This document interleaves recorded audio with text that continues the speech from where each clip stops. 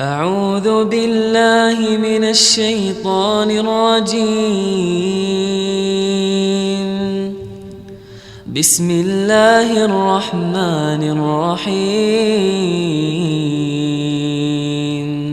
بسم الله الرحمن الرحيم الحمد لله رب العالمين وصلى الله وسلم وبارك على عبده ورسوله الأمين نبينا محمد وعلى آله وصحبه أجمعين. السلام عليكم ورحمة الله وبركاته. The Prophet sallallahu alaihi wasallam as a human. Mother Aisha, may Allah be pleased with her, was asked about the Prophet's behavior, what he used to do when he was at his home. So she said he was a human being like all humans. And you have to underline this.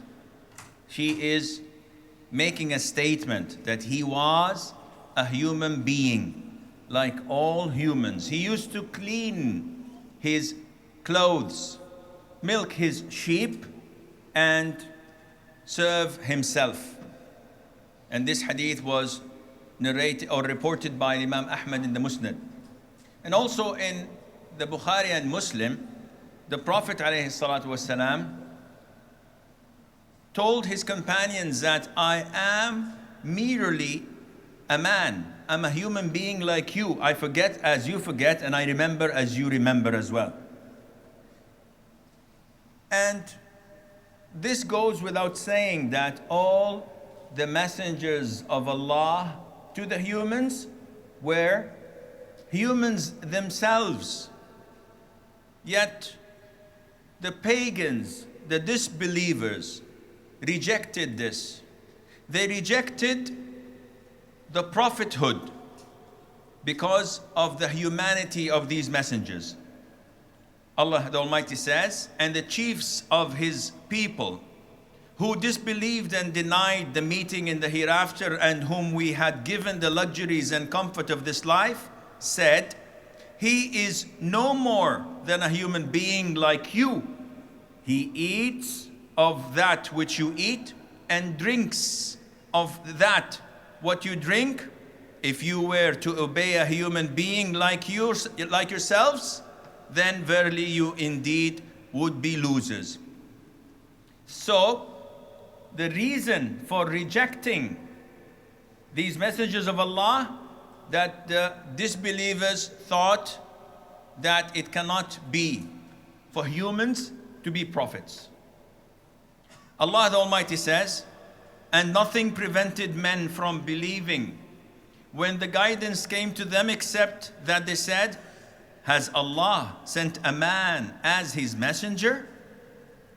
Say, if there were on the earth angels walking about in peace and security, we should certainly have sent down for them from the heavens an angel as a messenger.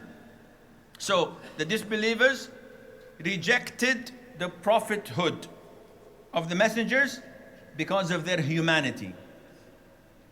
On the other scale, the innovators who claim to be Muslim, those sects that consider themselves to be within the loop of Islam, rejected the humanity of the prophets, especially our Prophet ﷺ.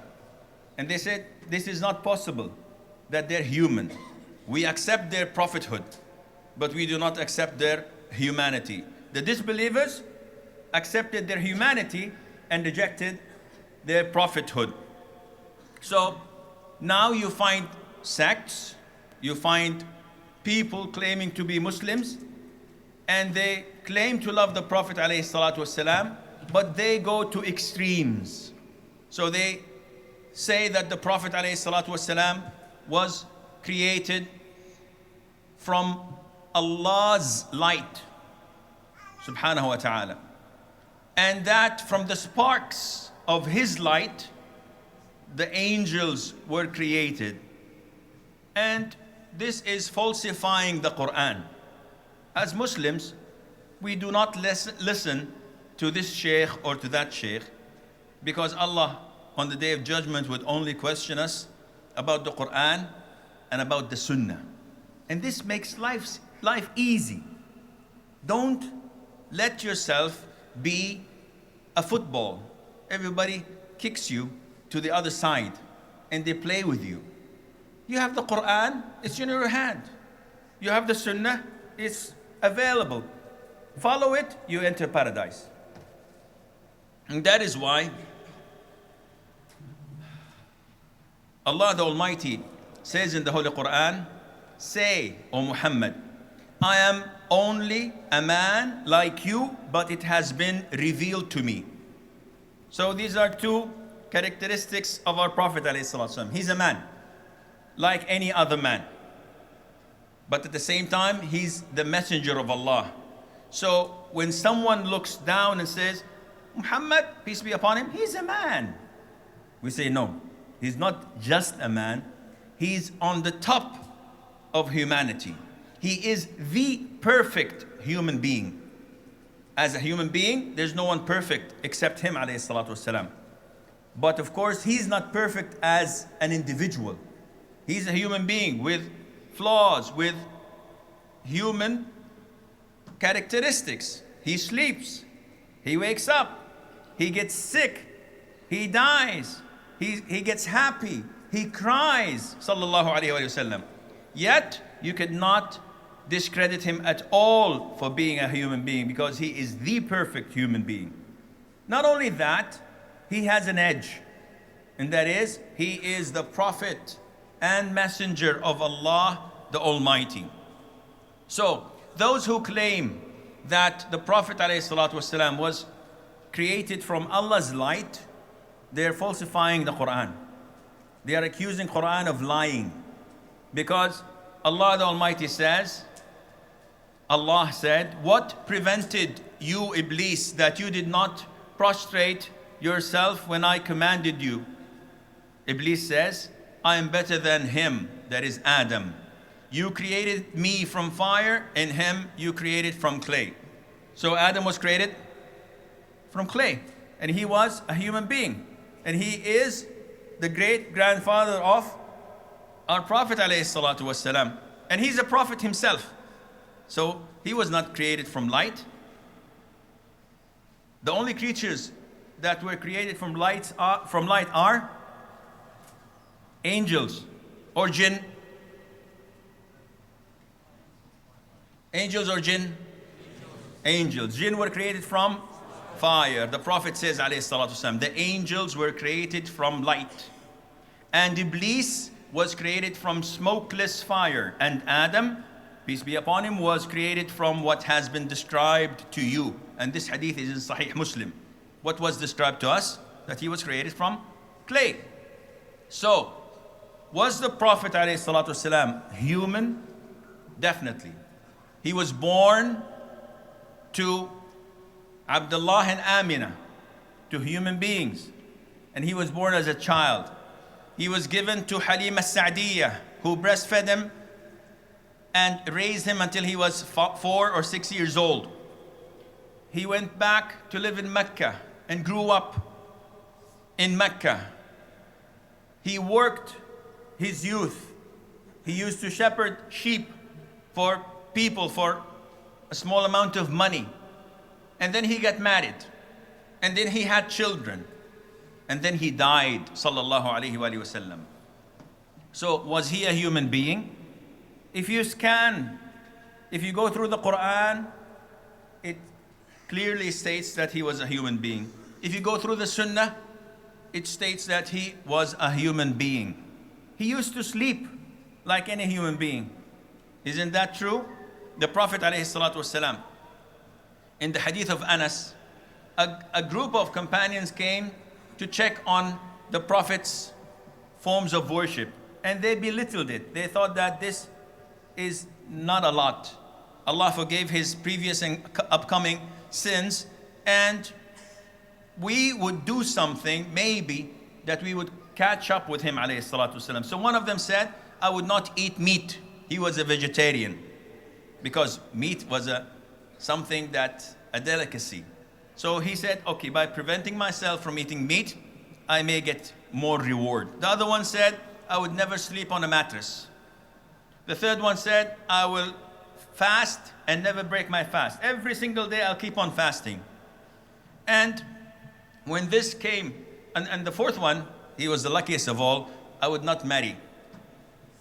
So when this reached the Prophet ﷺ, the Prophet ﷺ praised Allah, glorified him, and then said, why do people say so and so and such? I sleep and I pray and I fast and I break my fast. And this hadith is in Sahih Muslim. So this is another indication. And I know that this is something well known to all of you, that he was a human. But every now and then you have to emphasize and reiterate on this fact so that when someone talks to you about it, you have your evidence with you. So the Prophet used to sleep, alayhi salatu wasalam. Did he sleep like anyone else? Yes and no. So there is a difference of opinion among scholars, alhamdulillah, as it's usual. No, he did not sleep like everyone else, generally speaking. Because Aisha, may Allah be pleased with her, stated that the Prophet once slept at night, alayhi salatu wasalam, and then she heard him snoring, which meant that he was in deep sleep. And then he woke up and went to prayer. And she said, Prophet of Allah, you slept until you snored, and now you're praying without performing wudu? He said, yes, I know, Aisha. I sleep physically, but my heart is awake. Meaning that I feel if my wudu was nullified. I can sense this. Not like us. Nowadays, a lot of people do this. They sleep after Isha, they wake up in the Fajr, mashallah, straight to the masjid. What is this? He said, my heart doesn't sleep. Your heart doesn't sleep, your heart is dead. It doesn't have to sleep. So this is a big problem. I've seen brothers in Fajr, they don't doze, they sleep until they snore, especially in Haram. If you go to the Haram in Ramadan, they sleep and wake up and go to prayer, mashallah. What is this? It's Sunnah. No, it's not Sunnah. This is only for our Prophet sallallahu alaihi wasallam. Abdullah ibn Mas'ud tells us another characteristic of the Prophet sallallahu alaihi wasallam as a human being, and that is that the Prophet used to get ill. He used to get sick. He visited him once, Abdullah ibn Mas'ud, may Allah be pleased with him, and he put his hand on the Prophet's chest, and it was boiling. It was hot. The Prophet had a very strong and high fever. And Abdullah ibn Mas'ud was shocked and said, Subhanallah, O Prophet of Allah, we talk among ourselves and say the Prophet of Allah gets sick twice as one of us. The amount of suffering and pain that he gets is twice as much. So the Prophet said yes. And then Abdullah ibn Mas'ud elaborated and said, and we say that this is because your reward is doubled. Is this true? So the Prophet again said, alayhi salatu wasalam, this is true. And you know the hadith that Allah increases in the calamities and hardship depending on the amount and the level of your iman. So the more iman you are in, the stronger you are in your iman, the hardship is further and stronger. And the lesser your level of iman is, the lesser your hardship would be. And if we apply this hadith to ourselves, we get the answer that we have a big problem with our iman, because everything is, alhamdulillah, going beautifully in our lives, right? We have 3 meals a day? Some of us have 5 meals a day. We have shelter on our heads. We have air conditioning when it's hot, alhamdulillah. We have things that makes things warm. I don't know what you call them, fireplaces. We don't have them in Saudi Arabia because it's always warm. So, alhamdulillah, we have everything made for us. Yet we're still complaining, and this sheds some doubt over trying to say that we are strong believers. Allah is not testing us, and we don't want Allah Azza wa Jal to test us with something that we cannot bear or cope with, we ask him for afiyah, we ask him for forgiveness and to pardon us. Not only that, the Prophet ﷺ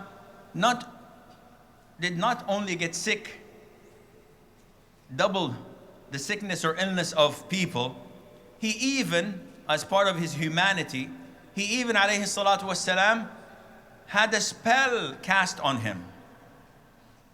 It is well known in the Sahih that a Jew by the name of Labid ibn al-A'sam cast a spell on the Prophet ﷺ. And he was under the influence of this black magic. But this was something physical that had nothing to do with the Sharia. Did not have anything to do with the Qur'an, the revelation, the Sunnah, the halal, the haram. It was like an illness. And what was it about? He thought, alayhi salatu wasalam, due to this spell, because he had 9 wives at a time. And this showed how strong he was as a man. And this made the Jews furious. They could barely live with 1 wife, nagging all the time and complaining for not getting her rights. And this man who claims to be a prophet, and he has 9 wives, and he is keeping them all happy. So they made a spell, so that the Prophet ﷺ would imagine that he has the marital relationship with his wives while he does not approach them. And they used to wonder, the wives of the Prophet ﷺ, of his negligence to them. But they thought that maybe he didn't like us anymore. This stayed for a while. Scholars say that it stayed for 6 months. He imagines that he goes home and associates himself with his wives, but he doesn't. Until Allah Azza wa Jal sent Jibreel and Mikael, and they gave him ruqyah, and they taught him that the last 3 chapters of the Qur'an would reveal him from that. And they told him that the spell was made in a well, and it was put inside of that well, and he got it out and burnt it, and it all went away. This is another evidence that he was a human being, sallallahu alaihi wasallam.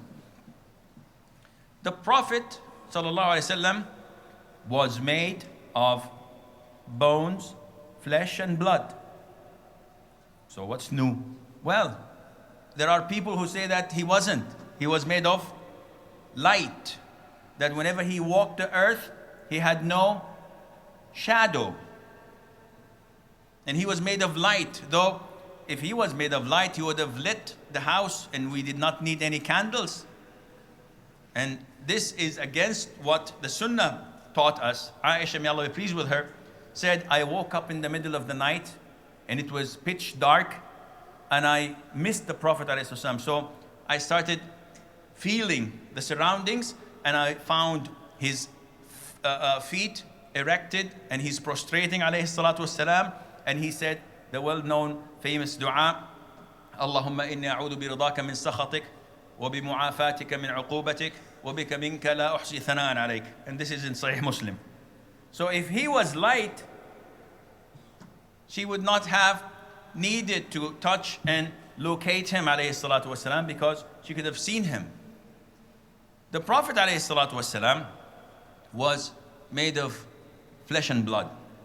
He, as in the hadith of Sahal ibn Sa'ad al-Sa'idi, may Allah be pleased with him, he got injured on the battlefield, in the battle of Uhud. And he got a cut to his forehead, one of his teeth broke, and the helmet he was wearing to protect him was smashed. When he went back, Fatima, may Allah be pleased with her, his daughter, was trying to make the bleeding stop, and he kept on bleeding alayhi salatu wassalam.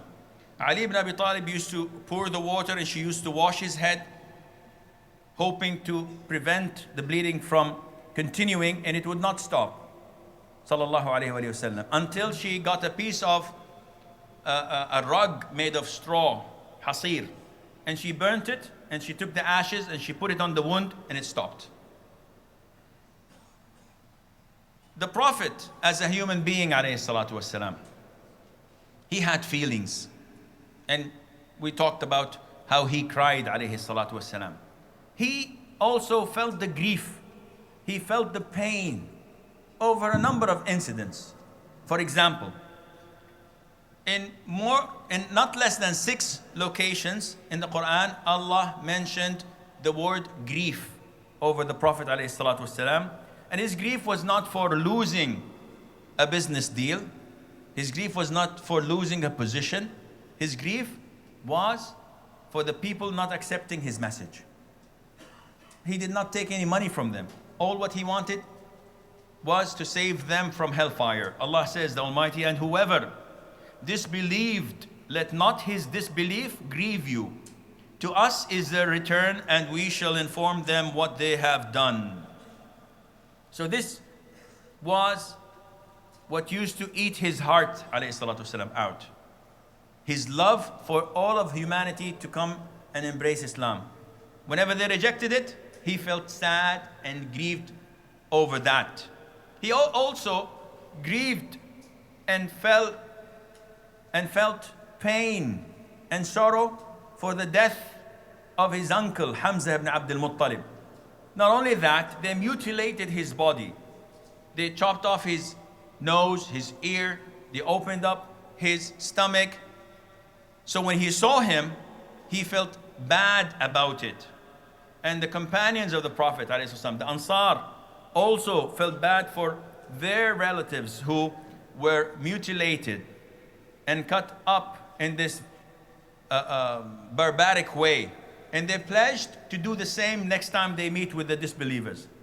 But Allah Azza wa Jal forbade them from doing this, as He revealed the Qur'an, telling them that it is not for them, it's up to Allah Azza wa Jal to forgive them or to guide them or to punish them. He also, alayhi salatu wasalam, as a human being, cried for losing Ibrahim, his son, and for not allowing him to ask Allah for forgiveness for his mother. He also used to get angry with his companions. And when you hear this, you think that, oh, the Prophet ﷺ was an impulsive person. He used to get angry. When someone gave him something, he smacked his hand. He said, didn't I tell you put 2 spoons of sugar, not 1? No. The Prophet was not like this. His anger was because of the actions of the individual, and not every individual.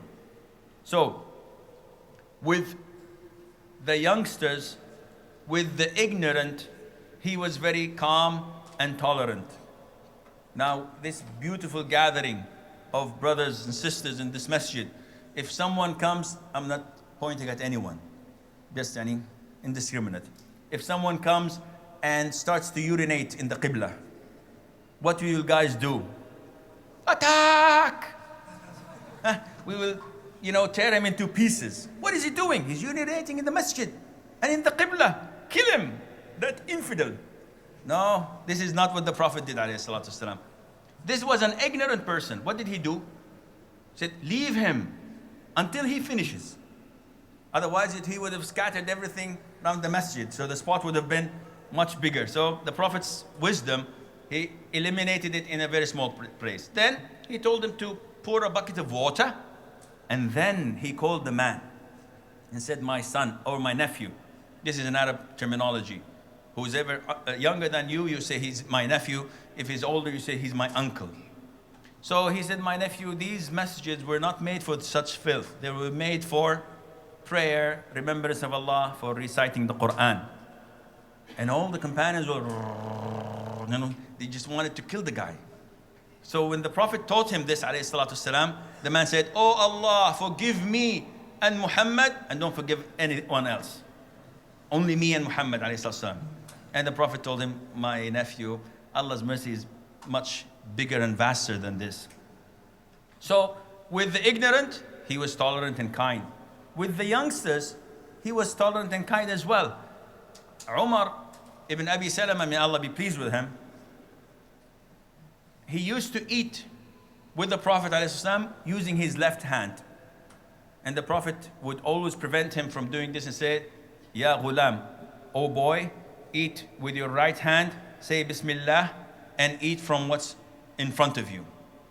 Don't eat from the whole dish from in front of other people, and don't use your left hand, neither in drinking nor in eating. While another man, as in the Sahih of Muslim, and this shows you what a human being he was, alayhi salatu wasalam, tolerant with those who need tolerance, but tough and strict with those who need to be dealt with in such a fashion.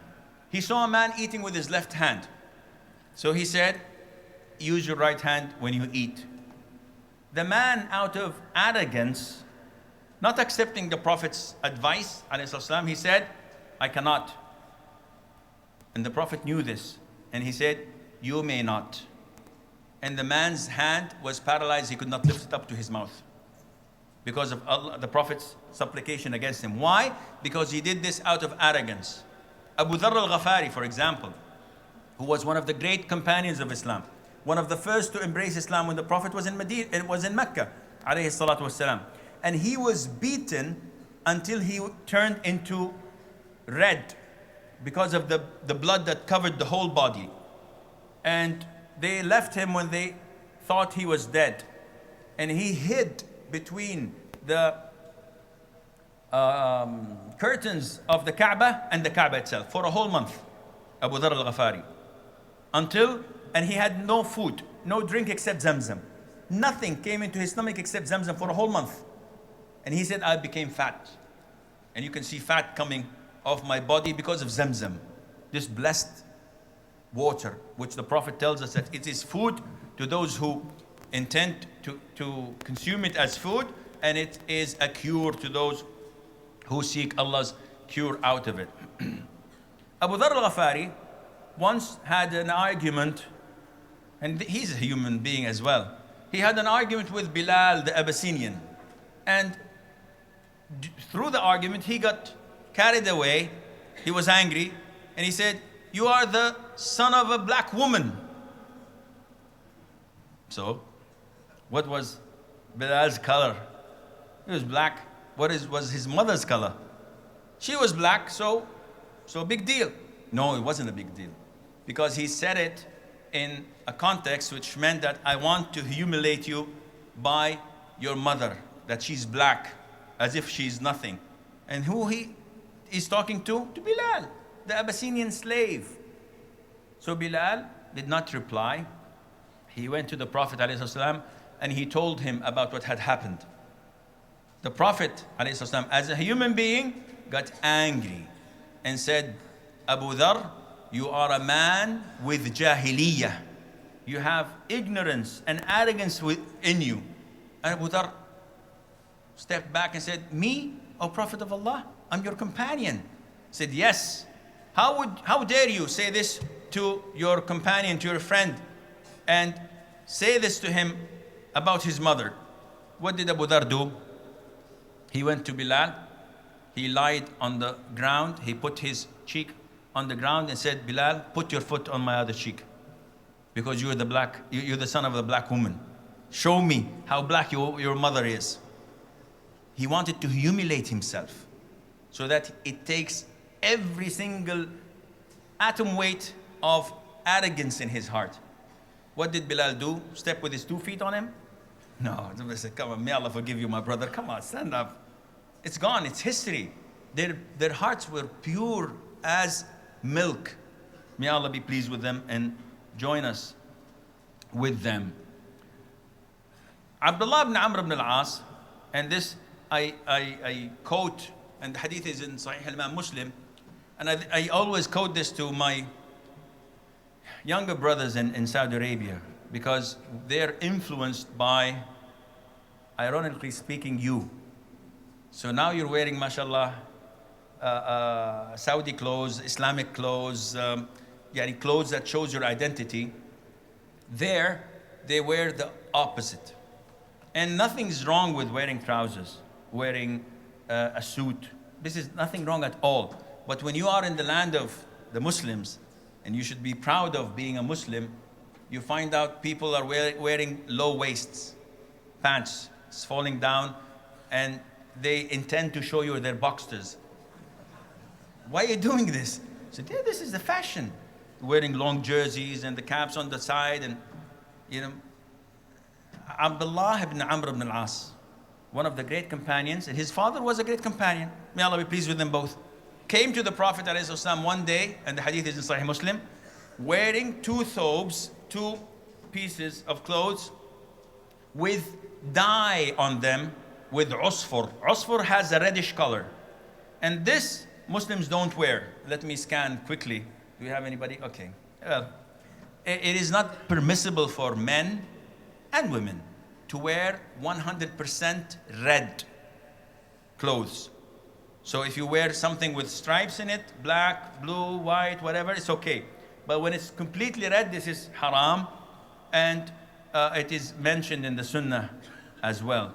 But these type of clothes with such a dye were customs of the pagans. And it was the fashion these days. So Abdullah ibn Amr ibn al-As came to the Prophet ﷺ with these clothes. The first thing that the Prophet said ﷺ to his companion, his student, did your mother order you to wear this? Look at how harsh it sounds. Yani, I would have said maybe, Ya akhi, this is not appropriate. The Prophet ﷺ used hikmah. And what is the meaning of hikmah? Hikmah is wisdom. And what is the definition of wisdom? Wisdom is putting the right thing in its place. So you have to put the right thing in its place. We don't have hikmah. We use violence in times of peace. And we use tolerance and peace in times of defense. And it goes all the way around. You have to use the methodology of the Prophet ﷺ.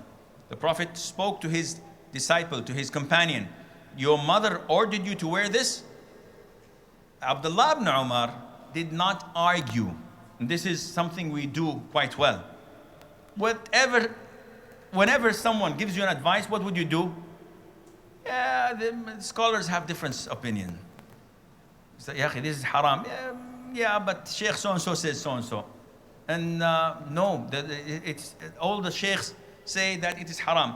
Probably there's a sheikh in Waq country that would say differently. How do you know? And let me check with Sheikh Google. Maybe he knows best. So argument is in our blood. Abdullah ibn Amr ibn al-As, when the Prophet told him, your mother ordered you this, what did he say? He said, Prophet of Allah, should I wash it? Khalas, I know, I acknowledge. Should I wash it? The Prophet said, no, burn it. Destroy these clothes. Don't leave any strings attached. Stay away from disbelief. Now you're a believer, you have to leave everything behind so that it never brings sad or bad memories back to you. How much time we have? 15? Also, the Prophet ﷺ was, as a human being, felt sad and grieved when the hypocrites slandered his wife Aisha. And Allah Azza wa Jal kept away revelation for a whole month. And the Prophet did not know what to do. He loved his wife, but there are people talking, and he cannot testify for something he did not see until Allah Azza wa Jal revealed her innocence, as in Surah Noor. The Prophet did not only grieve and felt sorry, but he also at times would enjoy and be happy. He would enjoy things that bring joy to himself. For example, when someone was away and came back. And the Prophet ﷺ, on the 7th year of Hijrah, as we know, Khaybar was conquest. And this big, rich village of the Jews was taken by the Muslims. And at the same time, Ja'far ibn Abi Talib came. He came back from, not London, definitely. He came back from Abyssinia. He was his cousin, Ja'far ibn Abi Talib, the brother of Ali ibn Abi Talib, and he loved him a lot. So he said, I don't know what to be joyful with more, the conquest of Khaybar or the return of Ja'far. So he showed his happiness, alayhi salatu wassalam. He showed his happiness when people gave to the cause of Allah. For example, in the Sahih, people from Mudar, a tribe, came with torn clothes and poverty showing on their faces. The Prophet was angered. He praised Allah and he encouraged people to pay for charity. A man came with a big pile of food and clothes that he barely brought and carried. And once the people saw this, they immediately started going back and bringing food and clothes to the Prophet ﷺ. The companions say, the minute the Prophet saw this ﷺ, his face would glow and it would shine. Whenever he was happy, people could see it as if they're seeing the moon in the middle of the month. Sallallahu Alaihi Wasallam. He had a beautiful face. And once he was happy, he would glow and shine. Sallallahu Alaihi Wasallam. The Prophet married, and we know that he had wives. Allah the Almighty says, and indeed we sent messengers before you and made for them wives and offspring. So all the messengers of Allah married or will marry. True? Will marry? Married? Will marry? There's one left, right?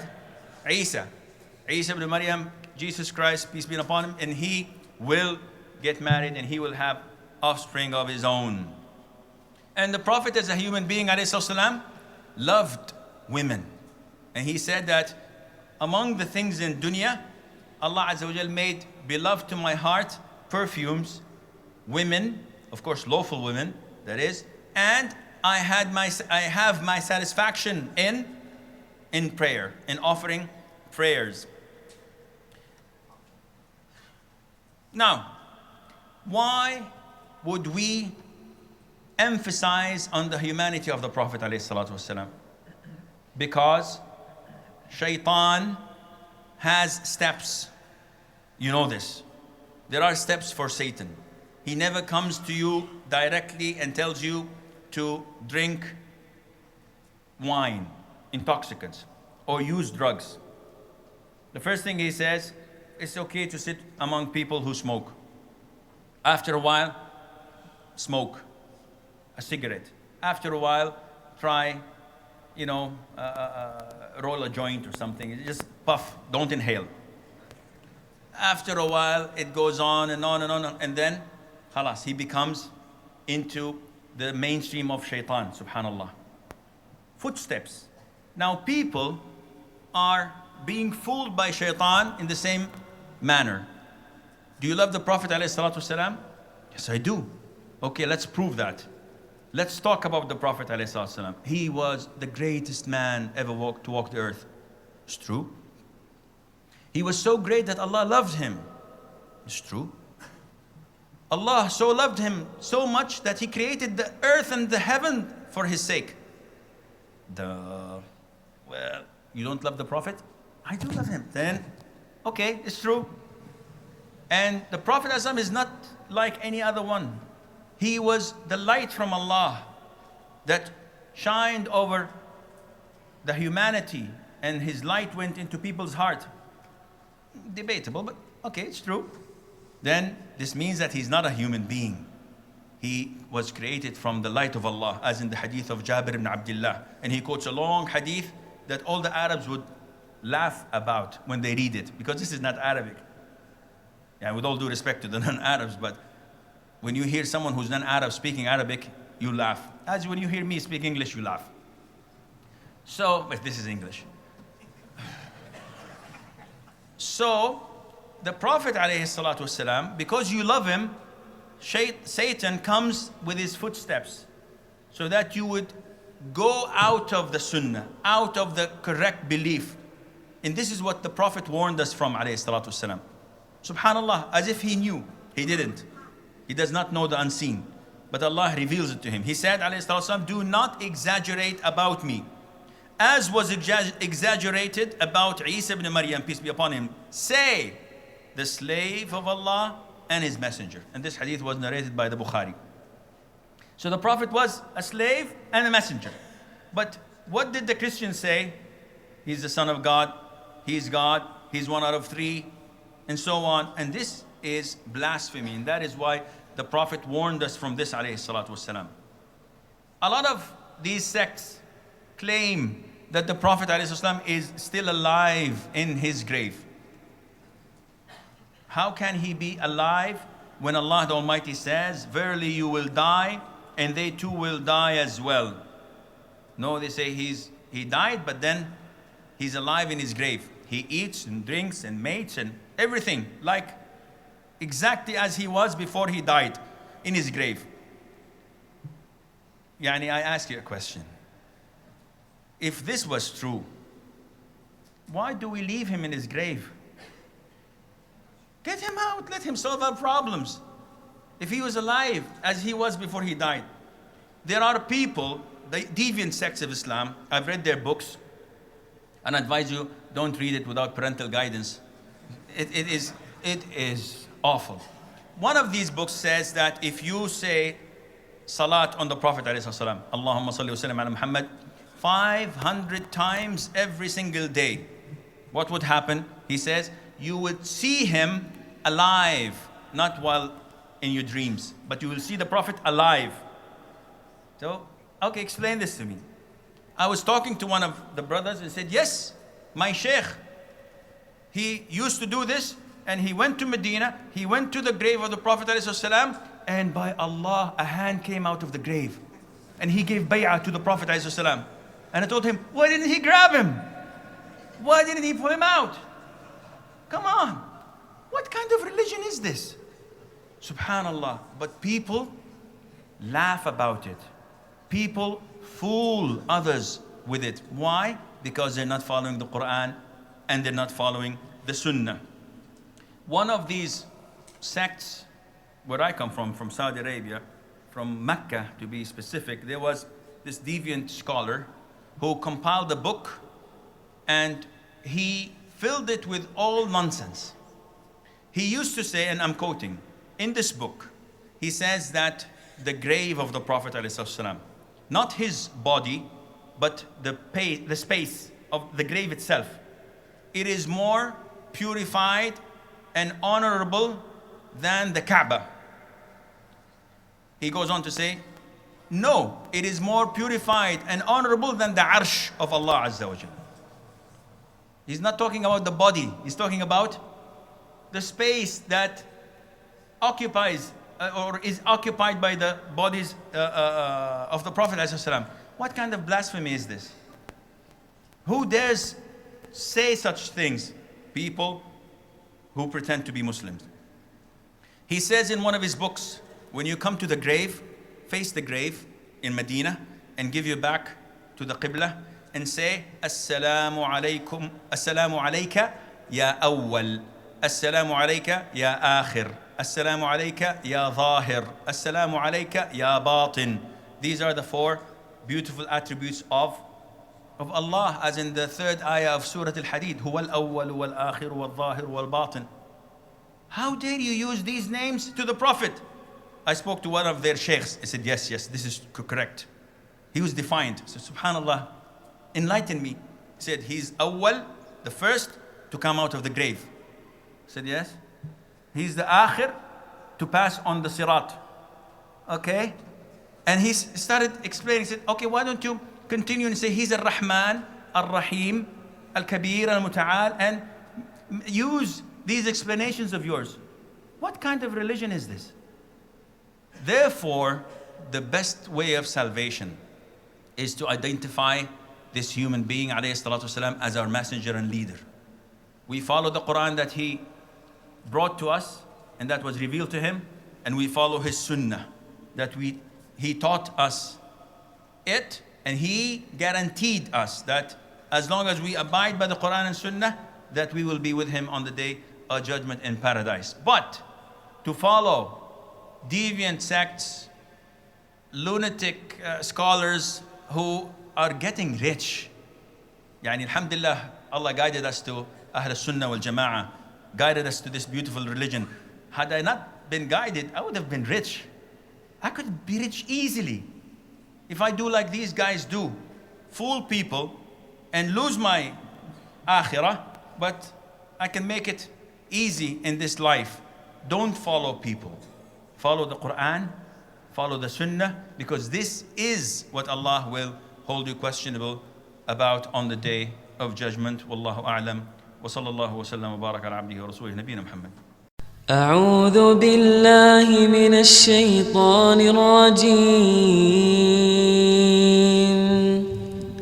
بسم الله الرحمن الرحيم